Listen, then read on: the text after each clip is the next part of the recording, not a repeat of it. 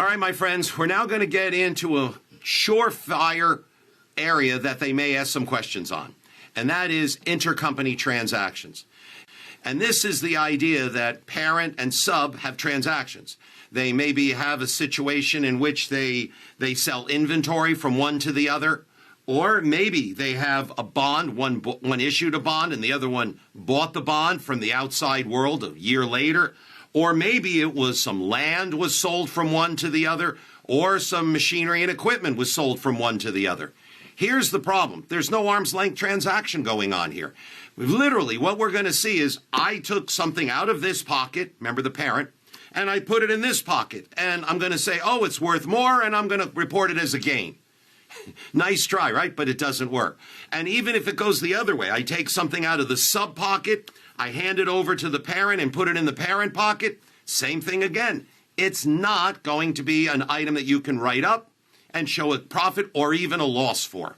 So when you consolidate, you eliminate 100% for external reporting purposes. You can leave it on the books for internal, but for external, you leave it off the books. You reverse the transaction, even if there is a non-controlling interest. Bottom line, you control. Substance over form, you eliminate it, 100% of it. And the logic is, the reasoning, it lacks the criteria of being arm's length because you have one controlling the other, and therefore any transaction between them is like a husband and wife, it's like a brother and sister having these transactions. Now, one important element to note, if you're not consolidating, you don't own more than 50%, or you do, but it's in bankruptcy, reorg, or some foreign government has put restrictions on it, then if you don't consolidate, you don't eliminate intercompany transactions. You leave them as is. You're not consolidating, so that company will have a transaction that they will report. All right, so with that as a fundamental understanding, the balance sheet accounts are always the easy ones. You eliminate the intercompany payable against the receivable. Notice, payables are debited, credit. The receivable means you got rid of them both. Bond payable, intercompany portion, bond investment from the company that now held a portion of it. You're getting rid of the asset and the liability. Accrued bond interest payable, accrued bond interest receivable. Get rid of that.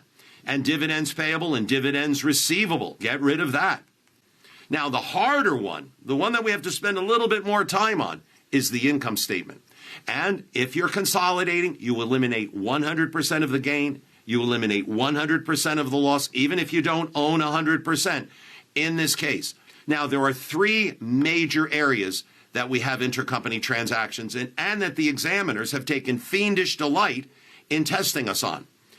Interest on your bonds, gain or loss on the sale of property and the depreciation on it, and the sale and the purchase of inventory and then selling it to third parties. They get progressively harder. The bond area, easiest. Second easiest is the fixed assets. The challenging one is usually the inventory. So we're going to focus in on that one first. Let's get the hard stuff out of the way. So when it comes to selling of inventory, intercompany, it's common, by the way, in the real world, this isn't just an academic. Companies are always transferring and selling inventory between one company and another in many locations throughout the world. Often this inventory is sold at a profit. That's the most obvious circumstance. Well, therefore, the total amount of the sale by one party, and they're going to show a cost of goods sold, has to be eliminated. And the party that bought it, we have to write it down to what its original cost was when it bought the property, not the price they paid. That's not allowed. So we're going to show you an example of that in just a moment. Now, the intercompany profit must be eliminated from the ending inventory, because remember, one party bought it and paid a lot of money for it. So they're going to be writing it up. The party that sold it says, hey, we sold it and we have a big profit. So I moved it from one pocket to the other, wrote the inventory up and said, income, not allowed because it's a related party transaction. Also, the cost of goods sold has to be eliminated on the purchasing by one of the related parties. Now, when we deal with this, it's 100% of the profit is eliminated, no matter what, even if you don't own 100%.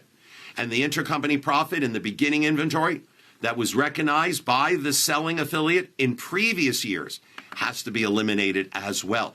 So if there was a sale and it occurred last year and the one company said, hey, we sold it and made $1 million. Well, where does $1 million go on their books and records? It goes into retained earnings. So now it's the second year and you see that they still have it on their books. You have to eliminate that. And we're going to show you why. Note, here it'd be a complete journal entry. Essentially, it's both the first year and subsequent years. Let me start with the idea that you get rid of the sale by debiting it. That reverses it. You eliminate retained earnings, the profit in any beginning inventory. You're taking out profit that was from a prior sale that's now closed out to retained earnings. We'll get it out of retained earnings. The intercompany cost of goods sold, you're going to eliminate that. Usually cost of goods sold is a debit, right? You debit cost of goods sold and credit the inventory you sold and got rid of. Now, sorry, we're going to sit there and treat it as get rid of it. You didn't have a sale, you just transferred it. Cost of goods sold, that's the portion that's being sold to a third party.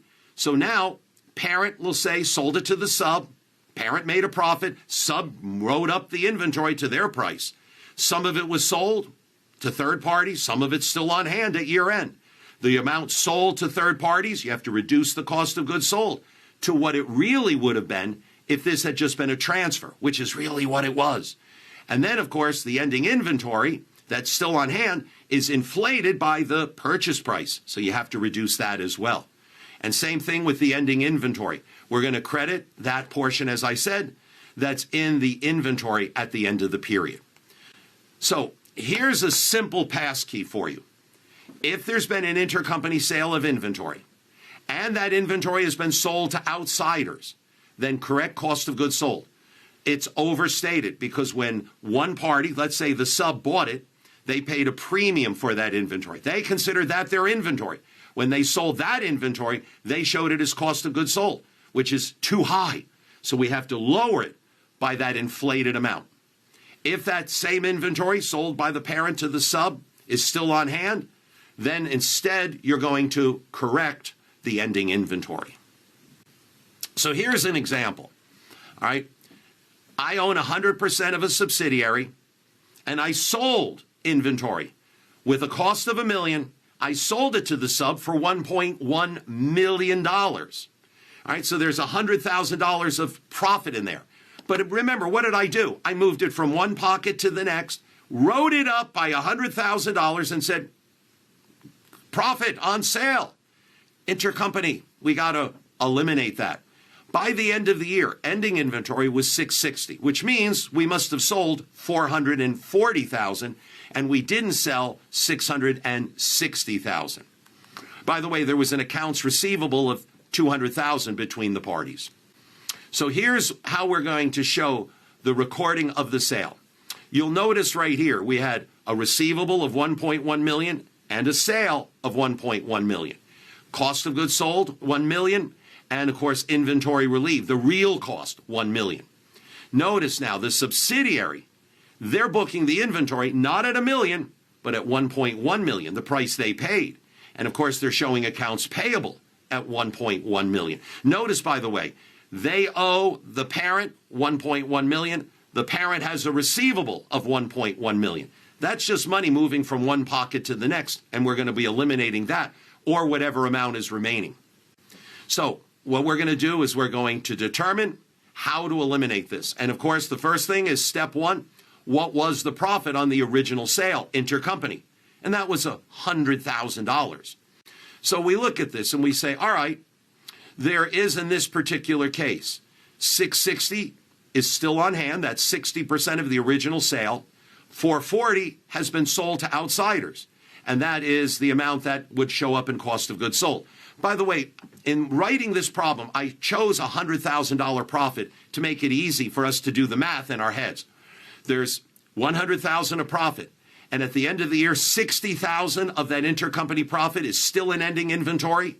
$40,000 of that intercompany profit is in cost of goods sold to third parties. So now we're going to take the $40,000 and we're going to have to say that was intercompany. In this particular case, intercompany profit that wound up being shown as inflated cost of goods sold when you sold it to third parties. So we have to lower the cost of goods sold to the third party.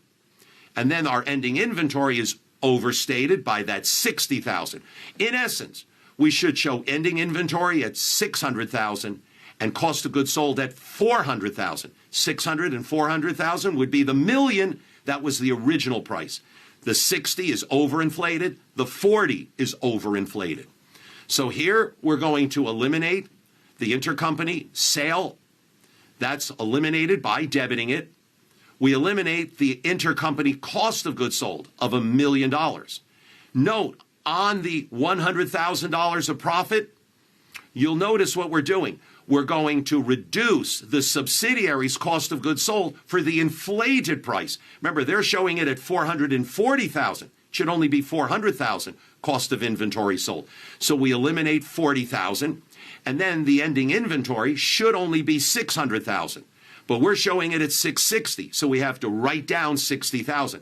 Those two aggregate up to the $100,000 intercompany profit that we're eliminating. And then, of course, we eliminate the accounts payable against the accounts receivable. So that gives you a fundamental idea of how it's done. You can see the complication is it's the selling of the inventory, cost of goods sold, and what happens to it. And that passkey we gave you a few minutes ago, if it's been sold to the outside third party, correct cost of goods sold, by the sub to the third party. If the inventory is still on hand at a year end, then correct the ending inventory. And that's what we did with the 40 and the 60 right there. All right, everyone, that takes care of this. Let's move on to our next module.